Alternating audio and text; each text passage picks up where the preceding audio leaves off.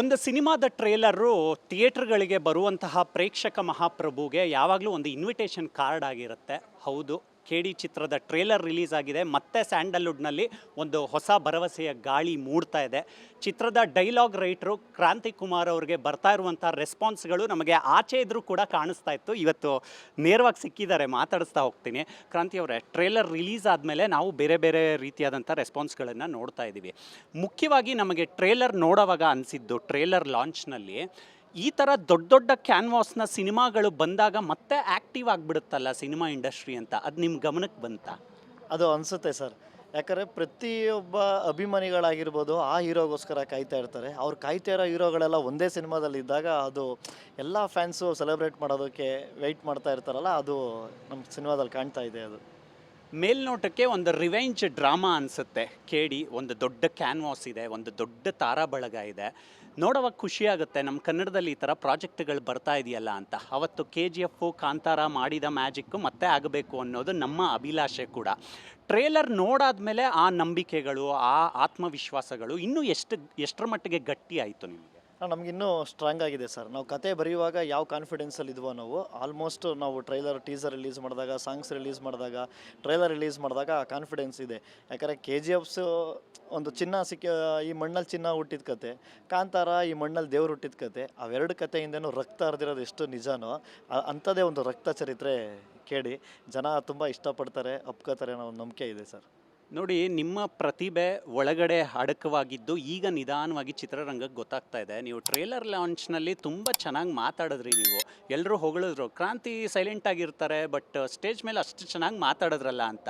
ಅಂದರೆ ನಿಮ್ಮ ಸಿನಿಮಾ ಪ್ರೀತಿ ಆ ಮಾತುಗಳಲ್ಲಿ ಎದ್ದು ಕಾಣ್ತಾ ಇತ್ತು. ಆಮೇಲೆ ಒಂದು ಡೈಲಾಗ್ ಬೇರೆ ಹೊಡೆದ್ರಿ, ಒಂದು ತಾಮ್ರದ ನಾಣ್ಯ ತಾಯಿ ಮಕ್ಕಳನ್ನ ಬೇರೆ ಮಾಡಿಬಿಡುತ್ತೆ ಅಂತ. ಆ ಥರ ಇನ್ನೂ ತುಂಬ ಎಕ್ಸ್ಪೆಕ್ಟ್ ಮಾಡ್ಬೋದು ಆ ಸಿನಿಮಾದಲ್ಲಿ ಇರುತ್ತೆ ಸರ್.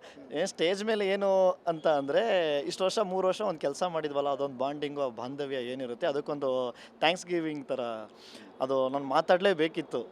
ಅದು ಸಿಚುವೇಶನ್ ಆಗಿದೆ. ಯಾಕಂದರೆ ಇಂಥ ಒಂದು ಸ್ಟೇಜ್ ಮೇಲೆ ನಾನು ಅದನ್ನು ಹೇಳಲಿಲ್ಲ ಅಂತ ಅಂದರೆ ನನ್ನ ಒಳಗಡೆ ಅದು ಕಾಡ್ತಾ ಇರುತ್ತೆ.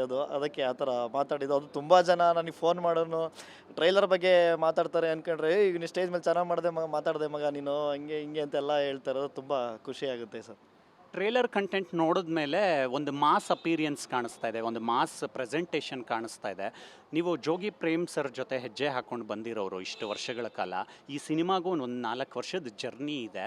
ಈ 4 ವರ್ಷದ ಜರ್ನಿಯಲ್ಲಿ ಎಲ್ಲ ಏರಿಳಿತಗಳನ್ನ ನೋಡಿದ್ರಿ, ಒಂದಷ್ಟು ಅಡೆತಡೆಗಳು ಬಂತು, ವಿಘ್ನಗಳು ಬಂತು. ಅದನ್ನೆಲ್ಲ ಮರೆಮಾಚಿ ಈಗ ಒಂದು ದೊಡ್ಡ ಸಂಭ್ರಮಾಚರಣೆ ಮಾಡೋ ಅಂಥ ಸ್ಟೇಜಲ್ಲಿ ನಿಂತಿದ್ದೀರಾ. ಆ ದಿನಗಳನ್ನ ಈಗ ಹೇಗೆ ನೆನಪಿಸ್ಕೊಳ್ತೀರಾ ನೀವು? ಅಂದರೆ ತುಂಬ ಹಾರ್ಡ್ ಟೈಮ್ಸ್ ಅದು. ಯಾಕಂದರೆ ಒಂದು ಮಳೆ ಬರುತ್ತೆ, ಬೆಂಗಳೂರಲ್ಲಿ ತುಂಬ ದೊಡ್ಡ ಮಳೆ, ಇಡೀ ಸೆಟ್ಟೇ ಬಿದ್ದೋಗ್ಬಿಡುತ್ತೆ. ಆ ಸೆಟ್ಟು ಬಿದ್ದೋಗಿರೋ ವಿಡಿಯೋ ಇನ್ನೂ ನಾವು ರಿವೀಲ್ ಮಾಡಿಲ್ಲ. ನೋಡ್ರೆ ನಮಗೆ ಹೊಟ್ಟೆ ಉರಿತದೆ. ಒಂದು 20 ಎಕರೆಲಿ ಹಾಕಿ ಸೆಟ್ಟು ತುಂಬ ಅದ್ಧೂರಿಯಾಗಿ, ಒಂದು ಮಾರ್ಕೆಟು ಟೌನಲ್ಲು ಆ ಅಳತೆ ಏನಿದೆ ಸೇಮು ಅದನ್ನೇ ಮೆಜರ್ಮೆಂಟ್ ಮಾಡಿ ಅದು ಇಷ್ಟೇ ಇತ್ತು ಅಂತ ಸ್ಟಡಿ ಮಾಡಿದ್ದು.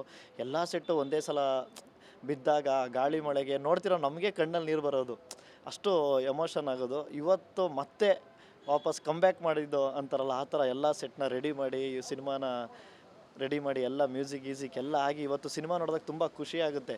ಮೇಜರ್ ಪ್ರೇಮ್ ಸರ್ ಕನಸಾಗಿರ್ಬೋದು, ಪ್ರೊಡಕ್ಷನ್ ಕನಸಾಗಿರೋ ಏನು ಅಂತಂದರೆ 1920 ಬ್ಯಾಕ್ಡ್ರಾಪಲ್ಲಿ ಕತೆ ಶುರು ಮಾಡಿದ್ದೀವಿ. ನೋಡೋನ್ಗೆ ಅದು ಫೀಲ್ ಆಗಬೇಕು.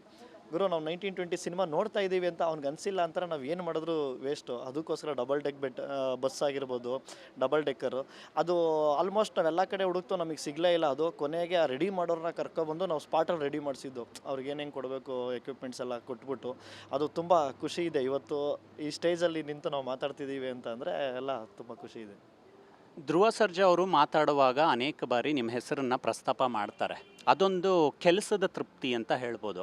ಕ್ರಾಂತಿ ಕುಮಾರ್ ಅವರು ಕೆಲಸದ ಬಗ್ಗೆ ಧ್ರುವ ಸರ್ಜಾ ಅವರು ಮಾತಾಡಾದ್ಮೇಲೆ ಹೌದು ಬೇರೆಯವರು ಗುರುತಿಸೋದಕ್ಕೆ ಶುರು ಮಾಡ್ತಾರೆ. ಅದೆಷ್ಟು ಖುಷಿ ಕೊಡುತ್ತೆ ನಿಮಗೆ? ಮೊದಲನೇ ಧ್ರುವ ಸರ್ಗೆ ನಾನು ಥ್ಯಾಂಕ್ಸ್ ಹೇಳಲೇಬೇಕು. ಅವರಾಗಲಿ ಅವ್ರ ಫ್ಯಾನ್ಸ್ ಆಗಲಿ.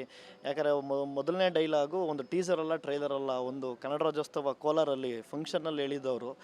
ಅದು ಯಾವ ರೇಂಜಿಗೆ ಬರ್ತು ಅಂದರೆ, ಒಂದು ಸಿನಿಮಾ ರಿಲೀಸ್ ಆದಾಗ ಯಾವ ಥರ ಒಂದು ರೆಕಗ್ನೈಸ್ ಮಾಡ್ಬೋದು, ಆ ಥರ ಅವ್ರ ಫ್ಯಾನ್ಸ್ ಎಲ್ಲ ರೆಕಗ್ನೈಸ್ ಮಾಡಿ ನಮ್ಮ ಬಾಸ್ ಸಿನಿಮಾ, ನಮ್ಮ ಹೀರೋ ಸಿನಿಮಾ ರೈಟ್ರು ಅಂತ ಅಂದ್ಬಿಟ್ಟು. ಆಮೇಲೆ ಪ್ರತಿ ಸಲ ಅವ್ರ ಮನೆ ಹತ್ರ ನಾನು ಅವ್ರನ್ನ ಮೀಟ್ ಮಾಡೋಕ್ಕೆ ಹೋದಾಗಲೂ ಅಷ್ಟೇ, ಅವ್ರು ನನ್ನ ಜೊತೆ ಬಂದು ಸೆಲ್ಫಿ ತಗೋತಾರೆ. KD ಸಿನಿಮಾ ರೈಟ್ರು, ಧ್ರುವ ಸರ್ ಸಿನಿಮಾ ರೈಟ್ರು ಅಂತ ಅಂದ್ಬಿಟ್ಟು. ಇವರು ಫ್ಯಾನ್ಸ್ಗೆ ಏನು ತೋರಿಸ್ತಿದ್ದಾರೋ ಪ್ರೀತಿ ಅದು 2ರಷ್ಟು ಅವ್ರ ಸಿನಿಮಾ ರೈಟ್ರಾಗಿ ನನಗೆ ಸಿಗ್ತಾ ಇರೋದು ನನಗೆ ತುಂಬ ಖುಷಿ ಇದೆ. ಪ್ರೇಮ್ ಸರ್ ಆಗಲಿ, ನಿನ್ನೆ ರೇಷ್ಮಾ ಮೇಡಮ್ ಆಗಲಿ, ರಮೇಶ್ ಸರ್ ಆಗಲಿ, ರವಿ ಸರ್ ಆಗಲಿ ಎಲ್ಲ ಮಾತಾಡ್ತಾರೆ, ಅದು ತುಂಬ ಖುಷಿ ಇದೆ. ಇಷ್ಟು ವರ್ಷಗಳಲ್ಲಿ ನೀವು ಅಸೋಸಿಯೇಟ್ ಡೈರೆಕ್ಟರ್ ಆಗಿ ಡೈರೆಕ್ಷನ್ ಡಿಪಾರ್ಟ್ಮೆಂಟಲ್ಲಿ ಕೆಲಸ ಮಾಡ್ತಾಯಿದ್ರಿ. ಡೈಲಾಗ್ಸ್ ಅನ್ನೋದು ನಿಮ್ಮ ಒಂದು ಶಕ್ತಿ ಅಂತ ಹೇಳ್ಬೋದು. ಡೈಲಾಗ್ಸ್ಗೆ ನಾನು ಯಾವ ರೀತಿ ನನ್ನನ್ನು ರೂಢಿಸ್ಕೊಳ್ಬೇಕು ಅನ್ನೋದು ನಿಧಾನವಾಗಿ ಕಲಿತಾ ಇರ್ತೀರಾ. ಒಂದಷ್ಟು ದೊಡ್ಡ ದೊಡ್ಡ ಪ್ರಾಜೆಕ್ಟ್ಗಳು ನಿಮಗೆ ಸಿಗ್ತಾ ಹೋಗ್ತಾ ಇದೆ. ಇದೆಲ್ಲವೂ ಯಾವ ರೀತಿ ಕಾಂಟ್ರಿಬ್ಯೂಟ್ ಮಾಡ್ತಾ ಇದೆ? ಏನಕ್ಕಂದರೆ ಒಂದು ದೊಡ್ಡ ಸಿನಿಮಾದ ಭಾಗವಾದ ತಕ್ಷಣ ಇಂಡಸ್ಟ್ರಿಯ ಕಣ್ಣುಗಳು ನಿಮ್ಮ ಮೇಲೆ ಬೀಳುತ್ತೆ, ನಿಮ್ಮಿಂದ ಒಂದು ಹೈಯರ್ ಎಕ್ಸ್ಪೆಕ್ಟೇಷನ್ಗಳಿರುತ್ತೆ. ಅದನ್ನೆಲ್ಲ ಹೇಗೆ ನೋಡ್ತೀರಾ? ಅಂದರೆ ಬೇರೆ ಬೇರೆ ಸಿನಿಮಾ, ಬೇರೆ ಬೇರೆ ಡೈರೆಕ್ಟರ್ಗಳು, ಬೇರೆ ಬೇರೆ ಸಬ್ಜೆಕ್ಟ್ಗಳು ಸಿಗ್ತಾ ಇರೋದು. ಏನೋ ಹೇಳ್ತಾರಲ್ಲ, ಕಬ್ಬಣ ಎಷ್ಟೇ ಗಟ್ಟಿಯಾಗಿದ್ರು ಹೊಡೆಯೋ ಸುತ್ತಿಗೆ ಮೇಲೆ ಡಿಪೆಂಡ್ ಆಗಿರುತ್ತೆ ಅಂತ. ಆ ಥರ ಪ್ರತಿಯೊಬ್ಬ ಡೈರೆಕ್ಟರ್ಗಳು ಆ ಥರ ಹೊಡೆದು ನಮ್ಮನ್ನ ಹದ ಮಾಡಿ ಈ ರೇಂಜಿಗೆ ತಗೊಬಂದು ಕ್ರಾಂತಿ ಒಳ್ಳೆ ರೈಟ್ರು ಅಂತಾರೆ. ಅದರಿಂದ ಎಷ್ಟು ಡೈಲಾಗ್ಸ್ಗಳು ಫೇಲ್ ಆಗಿರುತ್ತೆ, ಎಷ್ಟು ಸೀನ್ಗಳು ಫೇಲ್ ಆಗಿರುತ್ತೆ ಗೊತ್ತಿರಲ್ಲ ನಮಗೆ. ಫೈನಲಿ ಅವರು ಬೆಟರ್ ಮಾಡೋದು, ಅವರು ಒಬ್ಬ ಬೆಸ್ಟ್ ರೈಟ್ರಾಗಿ ಅವ್ರು ತಂದು ನಿಲ್ಲಿಸೋದು, ಅದು ತುಂಬ ಬೇರೆ ಥರ ಒಂದು ಫೀಲ್ ಅದು. ಅಂದರೆ ಇವಾಗ ನಮ್ಮ ಹುಡುಗ, ನಮ್ಮ ಸಿನಿಮಾ ರೈಟ್ರು, ಅವನು ಚೆನ್ನಾಗಿ ಮಾಡಬೇಕು. ಆಮೇಲೆ ಪ್ರತಿ ಸಲ ಚಾಲೆಂಜ್ಗಳು ಅವರೇ ಹಾಕ್ತಾರೆ ನನಗೆ. ನೀನು ಆ ಸಿನಿಮಾ ಬರ್ದಿಲ್ಲ, ಅದು ನನಗೆ ಬೇಡ, ನೀನು ಈ ಸಿನಿಮಾ ಬರ್ದಿಲ್ಲ, ಇದು ನನಗೆ ಬೇಡ. ಇವಾಗ ಕೇಳಿ ಏನು ಬರ್ದಿದ್ದೀನಿ ನಾನು, ಕಂಪ್ಲೀಟ್ ಬೃಂದಾವೇರಿ ಗಣೇಶ್ ಸರ್ ಸಿನಿಮಾದಲ್ಲಿ ಬರ್ದಿರೋದು ಕಂಪ್ಲೀಟ್ ಬೇರೆ, ಕಂಪ್ಲೀಟ್ ಲವ್, ಒಂದು ಪ್ರೀತಿನ. ಇವಾಗ ನಾವು ರೌಡಿಸಮ್ನ ಏನೋ ಇದರಲ್ಲಿ ಬೇರೆ ಥರ ಒಂದು ಲಕ್ಸುರಿಯಾಗಿ ತೋರಿಸಿದ್ದೀವೋ, ಅದರಲ್ಲಿ ಒಂದು ಪ್ರೀತಿ ವಿಶ್ವಾಸನ ತೋರಿಸಿದ್ದೀವಿ ನಾವು. ಅದಕ್ಕೆ ಬರೆಯೋ ಥರ ಬೇರೆ, ಅದನ್ನು ಗಣೇಶ್ ಸರ್ ಹೇಳೋ ರೀತಿಗಳು ಆ ಥರ ಸಿಕ್ತಾಗ ಬೇರೆ ಥರ ಆಗುತ್ತೆ. ರಾಜ್ಬಿ ಶೆಟ್ಟಿ ಸರು ತುಂಬ ವೆರಿ ನ್ಯಾಚುರಲ್. ನಾವೇನೋ ಪಂಚಿಂಗ್ ಬರ್ದು ಕೂರಿಸ್ತೀವಿ ಅಂದರೆ ಅವರೇ ಒಪ್ಪಲ್ಲ, ಅದು ತುಂಬ ನ್ಯಾಚುರಲ್ ಆಗಿರಬೇಕು ಅಂತ. ಆ ಥರ ಪ್ರತಿಯೊಬ್ಬರು ಅದಾ ಮಾಡಿರೋ ಕಬ್ಬಣ ಇದು. ಸೊ ಈ ವರ್ಷ, ಮುಂದಿನ ವರ್ಷ 2 ವರ್ಷಗಳು ಕ್ರಾಂತಿಯವರು ತುಂಬ ಬ್ಯುಸಿಯಾಗಿರ್ತಾರೆ ಅಂತಾಯಿತು. ಆದರೆ ಜರ್ನಿ ನಡೀತಾ ಇದೆ. ಆಲ್ಮೋಸ್ಟ್ ಎಲ್ಲ ವರ್ಕ್ ಎಲ್ಲ ಮುಗಿದಿದೆ. ಒಂದು ಪೋಸ್ಟ್ ಪ್ರೊಡಕ್ಷನಲ್ಲಿದೆ, ಒಂದು ಮ್ಯೂಸಿಕ್ ನಡೀತಾ ಇದೆ. ಆಲ್ಮೋಸ್ಟ್ ಇವಾಗ ನಮ್ಮ ದರ್ಶನ್, ಸೀತಾರಾಮ್ ರಾಜು 2 ಸಿನಿಮಾನೂ ವರ್ಕ್ ಮಾಡ್ತಾ ಇದ್ದೀನಿ. ಆ ಸಿನಿಮಾ ಆಲ್ರೆಡಿ ಸ್ಕ್ರಿಪ್ಟ್ ವರ್ಕ್ ಎಲ್ಲ ಮುಗಿದಿದೆ. ಇವಾಗ ದರ್ಶನ ಶೂಟ್ ನಡೀತಾ ಇದೆ, ಸೀತಾರಾಮ್ ರಾಜು ನೆಕ್ಸ್ಟ್ ಮಂತಲ್ಲಿ ಶೂಟ್ ಹೋಗ್ತಾರೆ. ಆ ಥರ ಅದು ಮಧ್ಯೆ ಬೇರೆ ಬೇರೆ ಮಾತುಕತೆಗಳು. ಅದೇ ನಮ್ಮನ್ನು ನಾವು ಎಷ್ಟು ಬ್ಯುಸಿಯಾಗಿ ಇಟ್ಕೋತೀವಿ ಅದು ತುಂಬ ಒಳ್ಳೆಯದು. ಬೇರೆದಕ್ಕೆ ಟೈಮ್ ಕೊಡೋದೆ, ಕೆಲಸಕ್ಕೆ ಟೈಮ್ ಕೊಡೋದು ಅದು ಪ್ಲಸ್ ಪಾಯಿಂಟ್ ಅದು. ಕೊನೆಯದಾಗಿ, ಸಿನಿಮಾಗಳು ಗೆಲ್ಲಲೇಬೇಕಾದಂಥ ಅನಿವಾರ್ಯತೆಯಲ್ಲಿ ನಾವು ಇದ್ದೀವಿ. ಯಾವುದೇ ಒಂದು ಕನ್ನಡ ಚಿತ್ರ ಗೆದ್ದರೂ ಕೂಡ ಅದರ ಇಂಪ್ಯಾಕ್ಟು ನೇರವಾಗಿ ಇಂಡಸ್ಟ್ರಿ ಮೇಲೆ ಆಗುತ್ತೆ. ಸಿನಿಮಾಗಳು ಗೆಲ್ಲಬೇಕು, ಸಿನಿಮಾ ಕರ್ತರು ಉಳಿಬೇಕು ಅನ್ನೋವಂಥ ಒಂದು ಆಶಯ. ಪ್ರೇಕ್ಷಕರಿಗೆ ಏಪ್ರಿಲ್ 30ರ ಸಂಭ್ರಮಕ್ಕೆ ಯಾವ ರೀತಿ ಕರೆ ಕೊಡ್ತೀರಾ ನೀವು? ಒಂದೇ ಮಾತು ಹೇಳ್ಬೋದು ಅಂತ ಅಂದರೆ, ಕೇಳಿ ನಿಮ್ಮ ಮನೆ ಕತೆ, ನಿಮ್ಮ ಮನೆ ಮಗನ ಕತೆ. ಮನೆಗೋಸ್ಕರ, ಫ್ಯಾಮಿಲಿಗೋಸ್ಕರ ಪ್ರತಿಯೊಬ್ಬ ಮಿಡಲ್ ಕ್ಲಾಸ್ ಹುಡುಗನೂ ಹೋರಾಡ್ತಾ ಇರ್ತಾನೆ. ಅಂಥ ಒಬ್ಬ ಹೋರಾಡೋ ಒಬ್ಬನ ಕತೆ. ಅವನು ಕಾಳಿನೂ ಹೌದು, ಫ್ಯಾಮಿಲಿಗೋಸ್ಕರ ದಾಸನೂ ಹೌದು. ಎರಡೂ ಸೇರೇ ಕಾಳಿದಾಸ. ಕೇಳಿ, ಸಿನಿಮಾ ರಂಜಿಸುತ್ತೆ ಎಲ್ರಿಗೂ. ಒಳ್ಳೆಯದಾಗಲಿ. ಏಪ್ರಿಲ್ 30ನೇ ತಾರೀಕು ಒಟ್ಟಿಗೆ ಕೂತ್ಕೊಂಡು ಸಿನಿಮಾ ನೋಡೋಣ. Thank you so much for your time. ಇವಿಷ್ಟು ಸಂಭಾಷಣೆಕಾರರಾಗಿರುವಂಥ ಕ್ರಾಂತಿ ಕುಮಾರ್ ಅವರ ಮಾತುಗಳು. ಕ್ಯಾಮ್ರಾ ಪರ್ಸನ್ ಗೋಪಿ ಜೊತೆ Mavali Karthik, Karnataka news beat. Karnataka news beat follow ಮಾಡಿ, ಸಬ್ಸ್ಕ್ರೈಬ್ ಮಾಡಿ.